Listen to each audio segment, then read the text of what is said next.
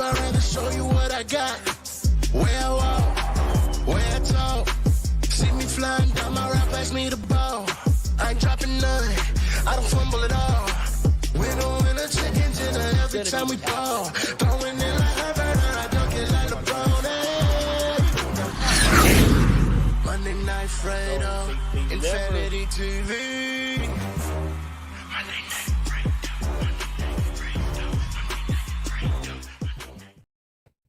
Yes, ladies and gentlemen, welcome to Monday Night Fredo here live from Los Angeles at the Infinity Studios. And yes, it is live time right now for me to let you know that I have not been in front of this camera here on Monday Night Fredo since the Denver Nuggets won the NBA championship. So I do want to start with that, all right? Because the Denver Nuggets deserve all the credit in the world for winning the NBA championship. You know, they have not won an NBA championship in almost 40, 50 years of their lifetime. So you got to give it up for them for finally being able to accomplish something that the Clippers have never been able to do, win a championship. No shade there, just, you know, got to let everybody know. But I do want to let you know, and I'm looking at you, Mike Malone. I'm trying to look at you at the camera right now, Mikey. Can you see me, Mike Malone? I give you a lot of credit for what you did to this championship team that you took all the way through the Miami Heat. You swept the Lakers. You played very good basketball. Take that and go about winning your NBA championship. Don't come back and throw some shit, even though you did not say this, even though it did not come out of your mouth. Whoever that gentleman was that was on the podium during your championship parade, you went out there and you laughed it off. You took it and you ran with that comment. Comment that sounded something like this, that said, hey, you know what? Mike Malone, he's the new Lakers daddy. And if we recall, we remember Major League Baseball, Pedro Martinez, one of the best pitchers of all time, who currently pitched for the Boston Red Sox in the early 2000s. You know, he had a very hard time going into Yankee Stadium and defeating the Yankees, which that's a big rivalry, maybe one of the biggest rivalries of all time. When Pedro Martinez went down to Yankee Stadium, he said in a post-game conference, he's like, you know what? The Yankees keep beating on me. The Yankees just have my number. It's like the Yankees are my daddy. After that, every single Yankee fan out of those 50,000 people screaming their lungs out, they were screaming, "We're your daddy." And that chant went on throughout Pedro Martinez's career at Yankee Stadium. But this new "I'm your daddy" kind of thing from Mikey Malone, who is the head coach of the Denver Nuggets, he went out and said that he's a Lakers daddy. If you are the Lakers daddy, then why have you not beat them in the past? You know, so there has been a lot of great wins that the Nuggets have had this playoff season. But when you want to say that maybe you are the Laker daddy, the Lakers were your daddy in 2020. The Lakers were your daddy in 2010. The Lakers were your daddy in 2009 with Carmelo Anthony and Chauncey Billups, even though you weren't part of the team at that time. But that was what the Denver Nuggets were all about at that time. Why do you think Carmelo Anthony wanted to leave the Denver Nuggets? Not just because he wanted to go to New York, because he knew that he was not going to win anything with the Denver Nuggets. He knew that he was not going to get past Tim Duncan, not going to get past Kobe Bryant and Pau Gasol at the time, and even Steve Nash when he was still around. So the Denver Nuggets, take your victory, and maybe next year might not be yours, because according to the Phoenix Suns, Bradley Beal is now a member of the Phoenix Suns. Can we take a deep breath and think about the possibility of Bradley Beal, Kevin Durant, DeAndre Ayton, and Devin Booker? Chris Paul was shipped out to the Washington Wizards, and as of right now, the Wizards are still thinking whether they are going to agree to a buyout with Chris Paul, or are they going to trade Chris Paul? I don't think that the Wizards will keep a player like Chris Paul. Maybe Chris Paul does not want to be in a situation like the Wizards are in right now, where it's like no winning opportunity for a championship. And we all know that Chris Paul has now won an NBA championship. So we clearly can see that Chris Paul might be looking for an opportunity to win an NBA championship. So does that mean that maybe Chris Paul comes to the Lakers?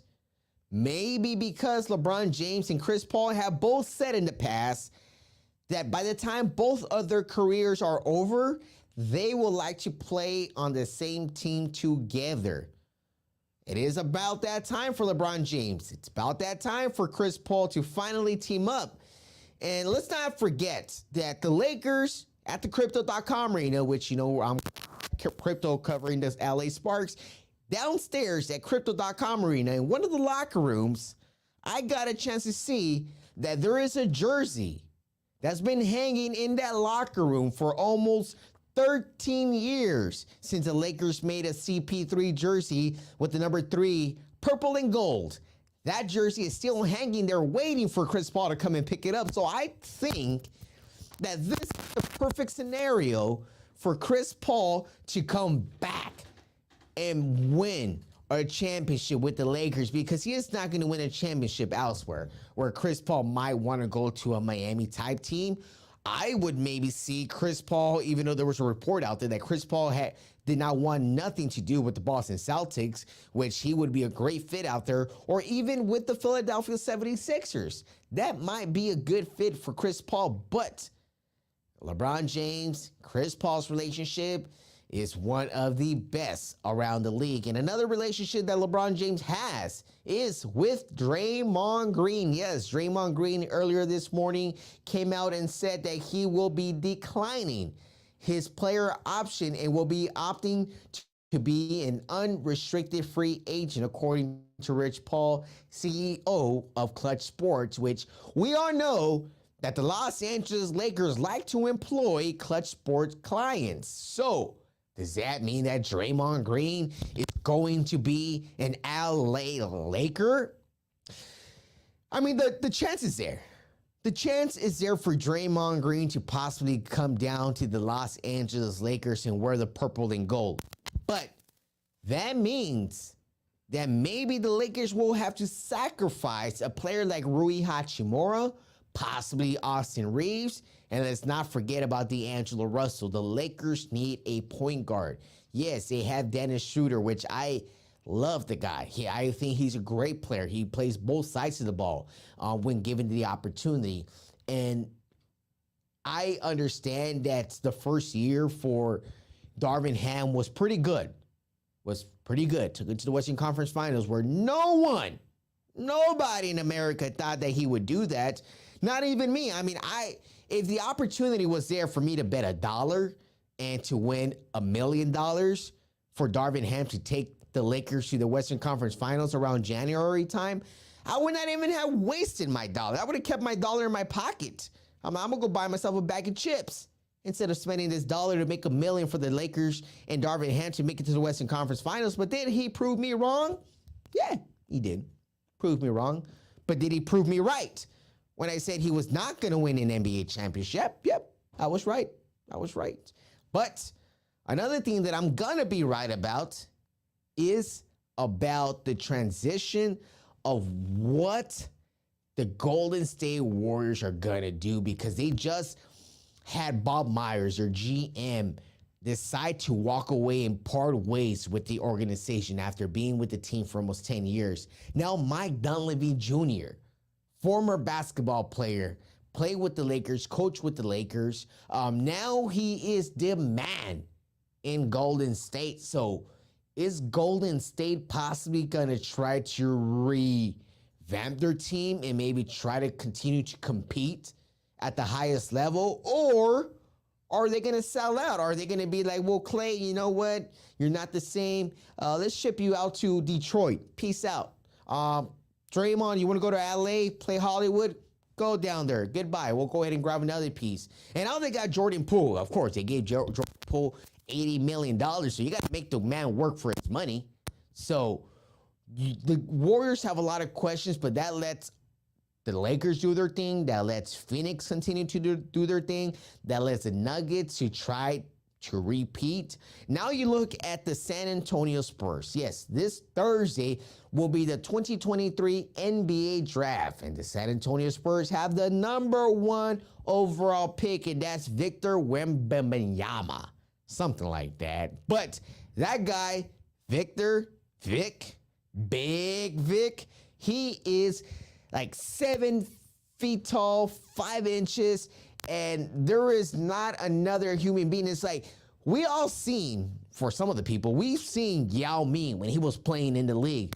We saw how big of an advantage that he had, especially that little touch around the rim, and he was able to kind of stretch the floor a little bit. He was that good in order to stretch the floor.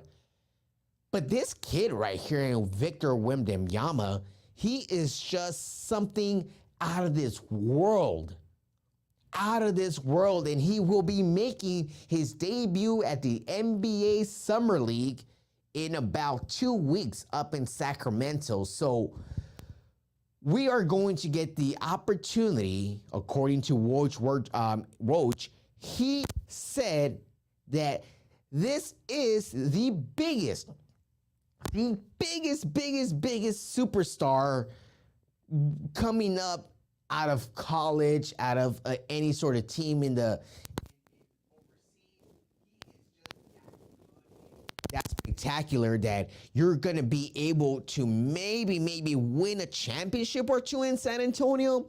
I give him 6 years, and that's my set of goals right there for the San Antonio Spurs. You got to win a championship in the first 6 years, especially when you can kind of keep him under the rookie contract, get some more players, and let's see how many years more is Greg Popovich going to coach the San Antonio Spurs. So there is a lot. There's a lot to go ahead and talk about, but let's go ahead and talk a little bit about the WNBA, where right now we are right towards the middle of the first quarter of the WNBA season, where we are currently right now looking at what the Las Vegas Aces are doing. They have been just amazing all year long. They are currently 9-1 in the regular season right now. And we also have the New York Liberty, who have been playing amazing with the new addition of Breanna Stewart. And of course, we got to look at our local Los Angeles Sparks. Yes, according to Coach Curt Miller, the team has been overachieving right now at the current time in the first 11 games. The record stands alone at 5-6. But you've had players like Nneka Ogwumike. You have players like Shanae Ogwumike, Lexi Brown. You have Clarendon. You have Ray Burrell, who's coming off hardship contracts. You also have Destiny Henderson coming in. You have a lot of new players, and even like Carly Samuelson. You know, you have these great quality players coming in and out of the lineup, being inactivated, being activated, people getting sick. There was something going around the locker room in the first few weeks of the season where there were a lot of players were sick. But the LA Sparks are right where they want to be right now. They're right where they want to be. They will be hosting the Minnesota Lynx tomorrow night at the Crypto.com Arena, 7 o'clock Pacific time here in Los Angeles. But the Sparks have lost the first 2 games against the Minnesota Lynx this season. You talk about the first loss they experienced in Minnesota. The first game in Minnesota they played about a week and a half ago. They were up by almost 11 points with about 4 minutes remaining in the game, and they let that one get away from them. Big game, huge game, especially when Minnesota was 1-8 in the current season at the time. Then Minnesota Lynx come into town this past Friday night at the Crypto.com Arena, and guess what? The Sparks let another double-digit lead get away from them at home. Yes, there was no Lexi Brown, and that's one person that I can clearly tell you right now that Lexi Brown is a missing piece for this team because she can create the shot off the dribble. She can pull up from 30 feet. She can get other teammates involved. She's very aggressive on the defensive side of the ball, grabbing the rebounds. And, you know, she is an all-star this year. So everyone as well, go to the WNBA All-Star and continue voting for the Los Angeles Sparks, Nneka Ogwumike, Dearica Hamby, Lexi Brown, and Shanae Ogwumike, and Jordan Canada. She deserves a hell of votes for her tremendous play that she's had all season long. So you got to give a shout out to the LA Sparks for playing with what they got. You know, they don't got it all right now. So it's like, if you're given a vehicle and then this vehicle has maybe no windows, 3 tires, and maybe the motor is leaking a little bit of oil, but you're making it drive to the mechanic shop. You're about to get to the mechanic shop to get it all fixed up. The moment you pull out of the mechanic shop, your vehicle is going to be rolling like your ride was just pimped out. And that's where the Sparks are at right now at the current moment. And again, the game will be on CBS Sports Network, so everyone can go ahead and catch the Sparks host the Minnesota Lynx tomorrow night at the Crypto.com Arena. And of course, follow us on Instagram at LA Sparks Weekly. You follow us there, you get all the exclusive highlights, analysis that we bring to you 24/7.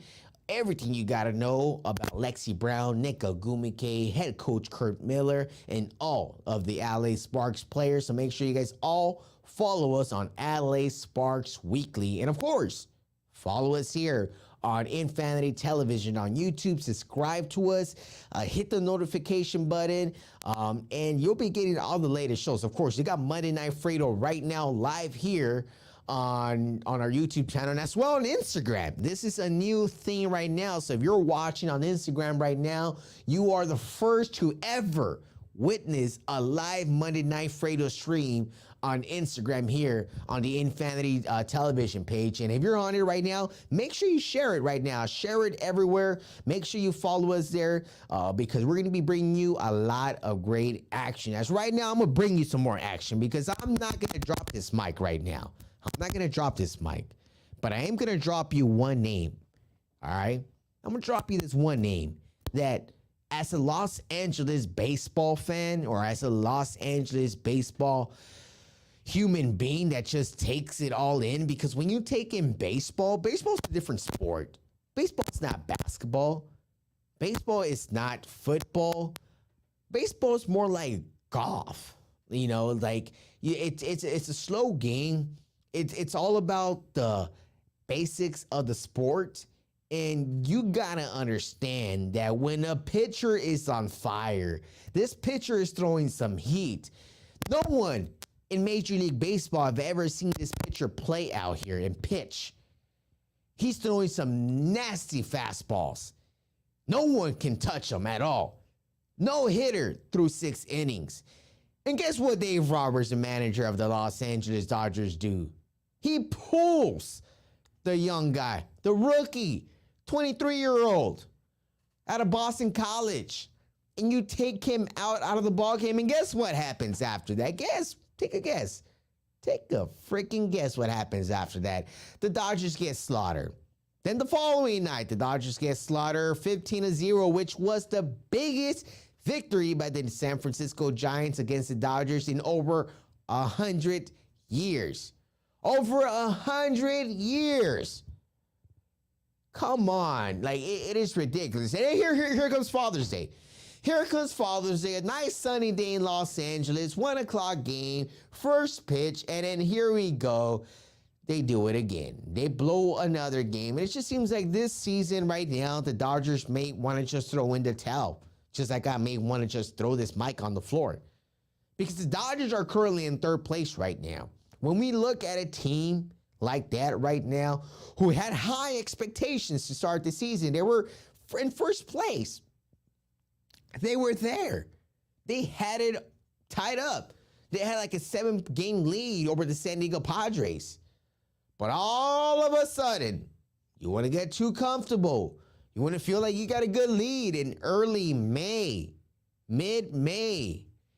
And now you would be making crucial shots. Hey, Kershaw, You pitched 7 great innings. The team has not gotten a hit off of you. You're pitching tremendous. You know what? Let's take you out of the ball game. You're done. You're done great. And then here comes Alex Vesia. Here comes Brusdar Graterol, the worst bullpen in Major League Baseball. And then they give up the runs again. I mean, the Dodgers have the second worst bullpen in Major League Baseball. So that is awful. That's bad. Ridiculous. It's like if... Oh my, I don't even want to give more examples. It makes me more upset talking about the team that's right here in Los Angeles. That's supposed to be good. Andrew Friedman, GM, president of operations for the Los Angeles Dodgers. You might, trade deadlines coming up. You might want to do some moves, some changes, bring in some pitching, bring in another extra bat in the middle of the lineup, which the Dodgers really do need right now. And you got to give some credit to J.D. Martinez. J.D. Martinez signed a 1-year contract with the Dodgers this year after playing with the Boston Red Sox last season. And he's been amazing, hitting the ball from all sides of the field. And that's one man that maybe deserves some extra setting of maybe at bats, because sometimes he wants to give him some days off. It's like, you're a DH. You don't need no days off. I mean, if you're playing defense and offense, yeah, I understand that. But when you're just playing offense, you're just playing offense, and you gotta bat. You gotta go out there every single time. So that is one thing that you gotta realize and understand what this is all about, okay? So what we move on to now, we look at what is going on in about a month from now. We are looking into the NFL. We'll be turning to the biggest stage, which, of course, the Super Bowl will be taking place in Las Vegas. So we will let you guys know everything that's going to be happening at the Super Bowl when we return here on Monday Night Fredo. What happened? Sorry. Okay, so I was working on a commercial there. This is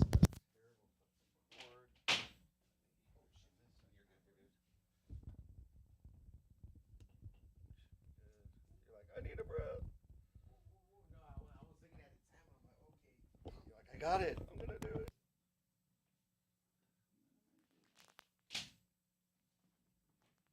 So what's different with this one now, or is it because you're uploading everything? No, I got the commercial.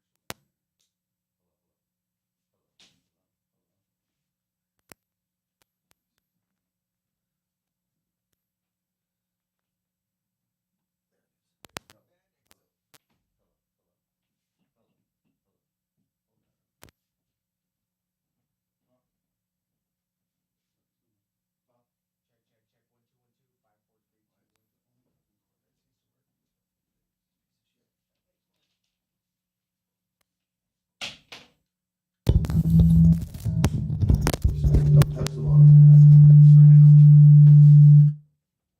Check, check, check.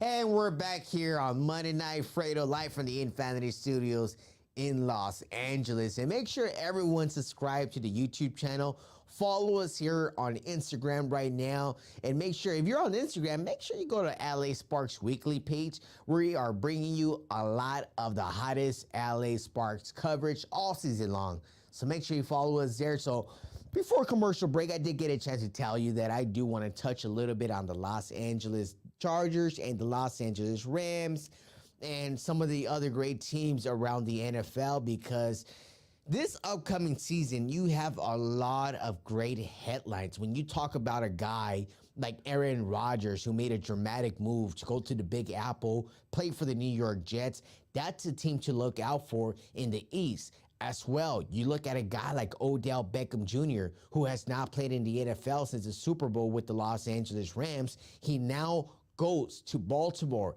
Talking about Baltimore, you look at Lamar Jackson, who just fought for the biggest contract that he ever imagined he would ever get. He got that money. Now he got Odell Beckham Jr. there. Now they got something to play with right there. But you also look at the current team with the Dallas Cowboys. Of course, I get it.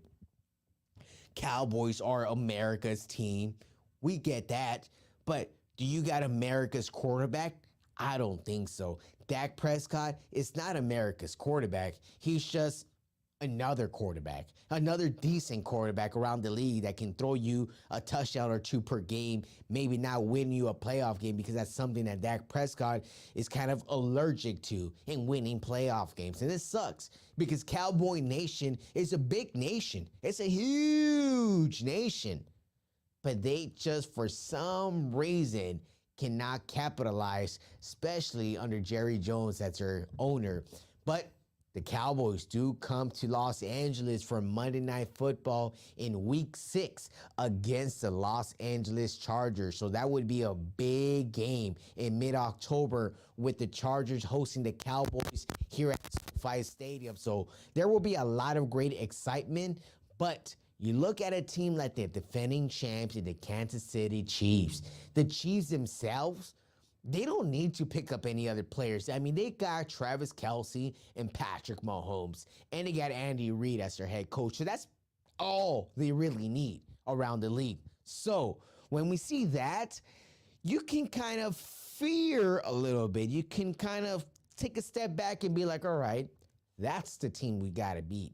That type of team right there in the Kansas City Chiefs, they are going to at least win 12 games this season. They're going to win at least 12. They're going to go about 12-5 or so. They're going to win a few games, and they're going to be out there. They're going to be right at the top of the AFC conference and try to get past them, because every year they're on the AFC championship game. Every year. The Cincinnati Bengals are another team who can somewhat put something together this season, especially with Joe Burrow having a great first 3 seasons in his NFL career, now entering his 4th. With Ja'Marr Chase down there, that is a duo that is very scary as well. Of course, they did make it to the Super Bowl against the LA Rams, so we know they're capable of winning and making it to the big stage, but are they capable of winning, of playing some big games and winning when it really matters? But another team that sometimes really doesn't win when it really matters is the Buffalo Bills. For some reason, I mean, I was a little kid at the time when the Buffalo Bills had that awful 3-4 year run in the Super Bowl and went 0-4 in the early 90s. You know, when the Buffalo Bills played that time around those years, I mean, they had a tremendous team. I mean, one of the best teams in the NFL. But they went ringless in 4 years. So this Buffalo team right now, with Josh Allen, Stephon Diggs, those guys right there, they're not capable of doing it. Buffalo, I think they're like that team that fronts a lot. They front like they got all the talent in the world. They got the best coach in the world, and they got the best organization in the world, which Buffalo, I mean, yeah, some people might question, like, where the hell's Buffalo? You don't know where Buffalo's at. It's in New York, but some people might be like, well, where the hell's Buffalo? I mean, the Bills are okay, but there's another team like the San Francisco 49ers who are, maybe I would say, America's new team. Because the San Francisco 49ers have one of the biggest fan bases as well. But the Niners being in the West Coast, especially up in San Francisco, gives them a lot of publicity. And as well, having a guy like the roster that they have right there, starting with Kyle Shanahan as their head coach, and you look at their surrounding players, I mean, they are pretty stacked out there, especially with the addition of Christian McCaffrey over this past offseason. So they are going to be a team with Deebo Samuel being electric like he always is out on the field. So the Niners are going to be a team to beat in the NFC, and the Chiefs are going to be a team to beat in the AFC. All right? So my prediction in the Super Bowl, just early prediction, I'm going to throw that out there with what I see in the landscape of in the NFL right now. I see the respect that you got to give to the Kansas City Chiefs give them that respect. You can kind of pick them as an early favorite to win the AFC. But then the NFC, you got to go with the team I just talked about with San Francisco 49ers. But the only thing that I will be wrong in is if the Niners are confused about their starting quarterbacks, because that's what they're dealing with right now. You got a guy like Trey Lance. You got a guy like Brock Purdy who got hurt, who are just amazing with the ball when given the opportunity this past season, but both got hurt. Both are fighting back for the starting job. What's really going to happen? There's going to be competition. It's all about competition, and we're not going to find this answer until weeks prior to week 1 of the NFL season, which we're at least about 2 months away from that. So San Francisco still have a lot of questions to be asked, but as my early predictions, that's what I got to go with. And one thing I got to go with is with the goodbye here on Monday Night Fredo, because it has been an amazing show here. Of course, check us out here. This is a new experiment right here that we got for you. But this is going to be an amazing thing, because now, if you can't catch me on our other way you can do it on YouTube, you can definitely catch me here on Instagram, all right? So you have multiple ways now to watch Monday Night Fredo live from the Infanity Studios every single Monday night at 8 p.m. Pacific, 11 Eastern, only here in Los Angeles. I'll see you guys next week. Catch me tomorrow. Sparks Links, Crypto.com Marina. Follow LA Sparks Weekly. Let's go. Adios.